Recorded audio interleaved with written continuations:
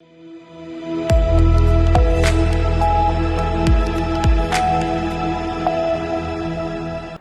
स्वागत है आपका। आप देख रहे हैं सी न्यूज भारत। मैं हूं आपके साथ इशिता। वक्त हो गया मध्य प्रदेश बुलेटिन का।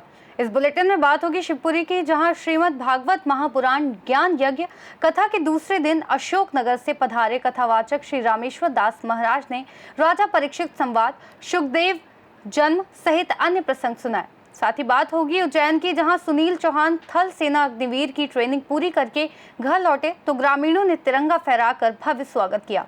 ऐसी तमाम खबरों पे करेंगे विस्तार से बात। खबर रीवा से है, जहां फर्जी AMIE डिग्री की जांच के दायरे में आए प्रभारी कार्यपालन यंत्री ग्रामीण TP गुरद्वान का एक वीडियो वायरल हुआ है, जिसमें वह वरिष्ठ और जांच अधिकारियों पर लेन देन के मामले को रफा दफा किए जाने की बात करते नजर आ रहे हैं। वीडियो में TP गुरद्वान और RTI एक्टिविस्ट शिवानंद द्विवेदी से बात कर रहे हैं और RTI लगाने के बाद प्राप्त सर्विस बुक और फर्जी डिग्री मामले से संबंधित दस्तावेजों को बाहर न उछालने की बातें करते नजर आ रहे हैं।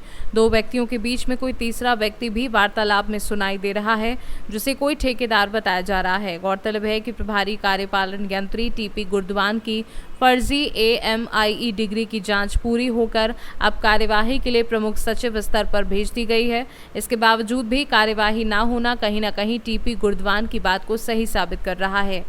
RTI एक्टिविस्ट शिवानंद द्विवेदी को कार्यपालन यंत्री TP गुरद्वान की फर्जी डिग्री संबंधित शिकायत ग्रामीण अभिलेखों के साथ किए हुए 1 वर्ष के ऊपर का समय हो गया है, लेकिन अभी भी अभिमत के नाम पर फाइल को इधर से उधर घुमाया गया है। अब कमिश्नर रीवा संभाग के द्वारा अनुशासनात्मक कार्यवाही के लिए प्रमुख सचिव पंचायत एवं ग्रामीण विकास विभाग मंत्रालय भोपाल को भेजा गया है। करने के लिए रहे ना आप।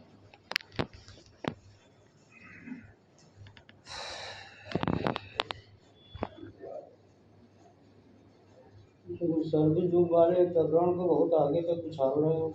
नहीं, उसमें कुछ नहीं कर तो रहे, कुछ नहीं होगा, परेशान मत होइए।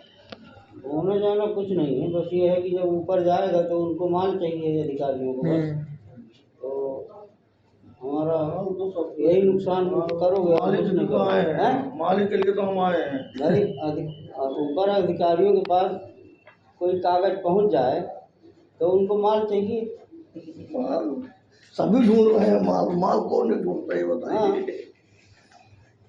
बिना खाए भागे हैं, मालिक कितने भागी रहे ना, चाबी ले हैं गाड़ी के, तो ख़त्म कर दो। यही एक चिट्ठी लिख के दे दो ऐसी को कि हमने उनके कागज सब देख लिए हैं और हमको इसमें कोई आगे जांच नहीं करवाना चाहते। मैटर यहीं ख़त्म हो जाएगा, ऊपर तक न जाए। और अगर आप चाहते हो कि नहीं जाए, चलिए देखते हैं उसको, हैं तो आपकी इच्छा है। सारा हम करवा के राज न जाए, और आप लिख के दे दोगे तो मैं कि राज न जाए। हमने इनके कागज सब देख लिया है, RTI से निकलवा के संतुष्ट हैं, हमको आगे कोई उनकी जांच नहीं करनी। 4 लाइन की चिट्ठी है, अगर आप दे दोगे तो मैटर खत्म हो जाएगा। नहीं दोगे तो फिर आगे तक जाएगा। भाई 40 साल से लड़ रहे हैं नौकरी के, तो 6 महीना और लड़ेंगे। रीवा से सी न्यूज संवाददाता अर्जुन तिवारी की रिपोर्ट। खबर शिवपुरी से है, जहां सिद्धेश्वर मेला ग्राउंड के पास श्री गोरखनाथ मंदिर प्रांगण में आयोजित श्रीमद् भागवत महापुराण ज्ञान यज्ञ कथा के दूसरे दिन शनिवार को अशोकनगर मध्य प्रदेश से पधारे कथावाचक श्री रामेश्वर दास महाराज ने राजा परीक्षित संवाद, सुखदेव जन्म सहित अन्य प्रसंग सुनाया। कथा सुनकर श्रद्धालु मंत्रमुग्ध हो गए। कथा के दौरान धार्मिक गीतों पर श्रद्धालु जमकर झूमे। कथा में दूसरे दिन बड़ी संख्या में महिला पुरुष कथा सुनने पहुंचे। इसी दौरान विशिष्ट तत्वाधान भागवत महापुराण श्री 108 श्री महंत पवनदास जी महाराज, श्री सनकादिक विधि नौकाचार्य महामंडलेश्वर सीताराम दास जी महाराज मंच पर मौजूद रहे। साथ ही श्री गुरु गोरखनाथ मंदिर के समस्त भक्तगण भी मौजूद रहे। महाराज जी, भागवत चल रही है श्री गोरखनाथ मंदिर का, क्या कुछ रहा है? क्या कुछ रहा आज क्या था? भागवत जी चल रही बढ़िया, अच्छी चल रही है। क्या कुछ रहा आज? ठीक है, बढ़िया चल रही है। चलो इधर। महाराज जी, क्या नाम है आपका? संदीप उपाध्याय। अच्छा, आज भागवत जी चल श्री गोरखनाथ मंदिर पर शिवपुरी, गोरखनाथ मंदिर पर श्री मोहनदास जी महाराज के विशिष्ट तत्वावधान में साप्ताहिक श्रीमद् भागवत कथा सप्ताह ज्ञान यज्ञ का आयोजन चल रहा है। फिलहाल में आज श्रीमद् भागवत कथा का दूसरा दिवस रहा, जिसमें उमड़ती भीड़ को देख करके ऐसा लग रहा है कि सनातन जागृति निरंतर बढ़ती ही जा रही है और लोगों की जनसंख्या इतनी ज़्यादा में यहाँ पर उपस्थित हो रही है कि ऐसा लग रहा है कि प्रत्येक जन मानस छोटे से लेकर के बड़े तक में सब में एक उमंग है कि मतलब कि भागवत कथा के भव्य आयोजन का हम सभी लोग लाभ प्राप्त करें और अधिक से अधिक पुण्य लाभ अर्जित करके अपने जीवन को कृतार्थ करें।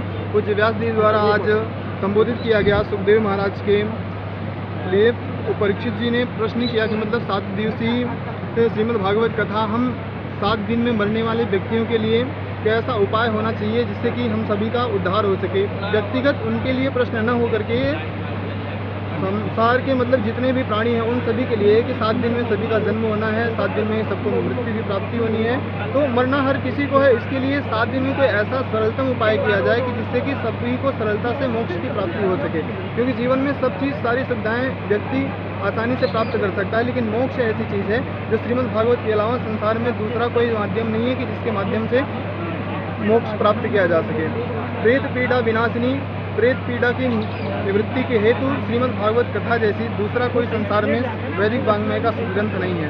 इसलिए सभी श्रद्धालु भक्तों से मेरा बारंबार निवेदन रहेगा, उनके उज्जवल भविष्य की कामना करते हुए मैं यही प्रार्थना करूंगा कि अधिक से अधिक मात्रा में श्रीमद् भागवत कथा श्रवण करने हेतु पधारें और सभी का हार्दिक स्वागत, अभिनंदन, वंदन। सभी को जय श्री कृष्ण, जय श्री राम। जी क्या नाम है आपका? हमारा श्री 108 महामंडलेश्वर सीताराम दास जी महाराज। अच्छा, श्री गोरखनाथ मंदिर पर आज भागवत का दूसरा दिन है, जी। क्या कुछ रहा इसमें आज? इसमें भगवत कृपा से जो है और सनातन के लिए और पूरे शहर के लिए शांति प्रभाव के लिए जो है ये आयोजन रखा गया और बहुत ही सुंदर चल रहा है आयोजन। आज द्वितीय वर्ष है, परम पूज्य व्यास जी के श्री मुखारविंद से श्रीमद् भागवत ज्ञान यज्ञ चल रहा है। क्या कुछ गतिविधियाँ रही आज और आगे क्या कुछ रहेगा?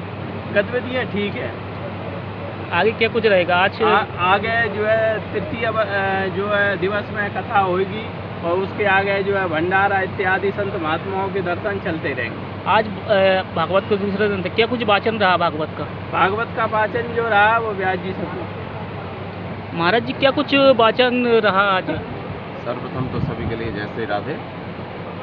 आज द्वितीय दिवस की कथा में राजा परीक्षित को 7 दिन में मरने का जो श्राप लगा, वो मरने का श्राप केवल राजा परीक्षित के लिए नहीं, हम सब के लिए लगा हुआ है, क्योंकि 7 दिन में हम सबको ही मरना है। लेकिन इन 7 दिनों में मुक्ति कैसे मिले, उसका उपाय क्या है, ये श्रीमद् भागवत कथा के माध्यम से आज हमने सभी भक्तों के माध्यम से सुनाया।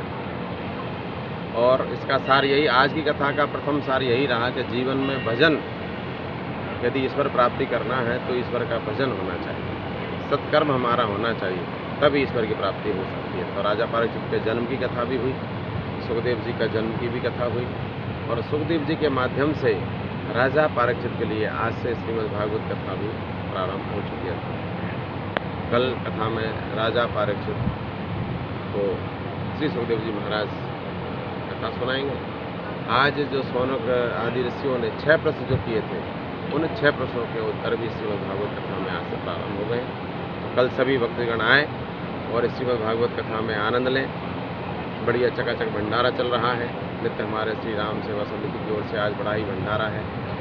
रात्रि में सुंदरकांड का भी आयोजन रखा गया है, तो सभी पधारें। जय श्री राधे, जय श्री राधे। शिवपुरी से सी न्यूज संवाददाता ऋषि गोस्वामी की रिपोर्ट। अग्निवीर की ट्रेनिंग करके घर लौटने पर ग्रामीणों ने तिरंगा फहराकर किया स्वागत। झटावदा में सुनील चौहान शनिवार को थल सेना अग्निवीर की ट्रेनिंग पूरी करके घर लौटे तो गांव में उनका जोरदार तरीके से स्वागत हुआ। ये युवक माहिदपुर तहसील के ग्राम डुंगरिया का निवासी है। बेटे के आने पर ग्रामीणों और परिजनों ने सबसे पहले नाग देवता मंदिर की प्रतिमा पर पुष्प अर्पित किए, फिर यहाँ से तिरंगा यात्रा निकाली गई। इस दौरान आसपास के गांव से भी लोग शामिल हुए। दरअसल गांव डुंगरिया के किसान पुत्र सुनील पिता गंगाराम चौहान का अग्निवीर में चयन हुआ था। उन्होंने नासिक में 9वां की ट्रेनिंग की, जिससे पूरी कर वह शनिवार को सुबह 8 बजे कार से झटावत पहुंचे। गांव तक तिरंगा यात्रा निकाली गई, जिसमें खुली जीप में बैठाकर झटावत से डुंगरिया तक यात्रा धूमधाम से निकाली गई, जिसमें सैकड़ों लोग शामिल हुए। इस दौरान युवकों द्वारा जवान को पुष्पमाला पहनाने और बधाई देने वालों का तांता लग गया। उज्जैन से सी न्यूज संवाददाता सुरेश जाटवा की रिपोर्ट। इस बुलेटिन में फिलहाल इतना ही। देश और दुनिया की तमाम बड़ी जानकारियों के लिए देखते रहिए सी न्यूज भारत।